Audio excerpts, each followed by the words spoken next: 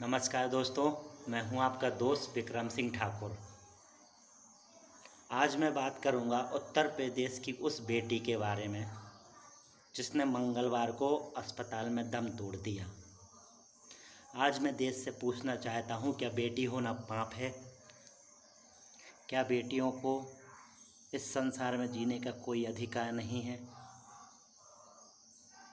एक 19 साल की बेटी जिसने दलित परिवार में जन्म लिया,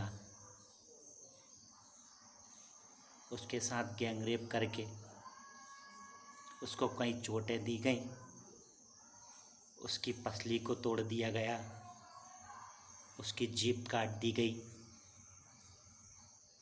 मुझे एक बात समझ में नहीं आती, ऐसे दरिंदों के दिमाग में इतनी हैवानियत आती कैसे है? क्या इनको सरकार का और इनको किसी का खौफ नहीं होता? क्या भगवान का खौफ नहीं होता इनको ये गलत काम करते हुए?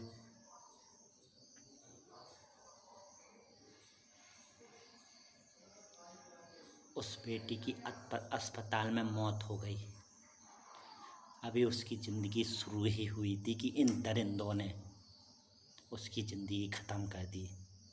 तो दोस्तों, मैं चाहता हूँ वी वांट जस्टिस। मैं चाहता हूँ ऐसे दरिंदों को फांसी पर लटकाया जाए तुरंत। ना तारीख ना सुनवाई, सीधा इंसाफ होना चाहिए ऐसे लोगों के साथ दोस्तों। नहीं तो ऐसे अपराध बढ़ते जाएंगे। मुझे एक बात समझ में नहीं आती, ऐसी कितनी निर्भया इन दरिंदों के शिकार होंगी? कब तक ऐसा चलता रहेगा दोस्तों? हम सबको अब न्याय चाहिए। क्या बेटी को जिंदा रहने का अधिकार नहीं है? क्या बेटी को खुले में घूमने का अधिकार नहीं है? वो किसी गरीब दलित माता पिता की लड़की थी। रात में 2 बजे उसको जला दिया गया। उसके माता पिता को अंतिम संस्कार का मौका भी नहीं दिया, आखिरी रस्म का मौका भी नहीं दिया। उसके माता पिता आज बिलख रहे हैं।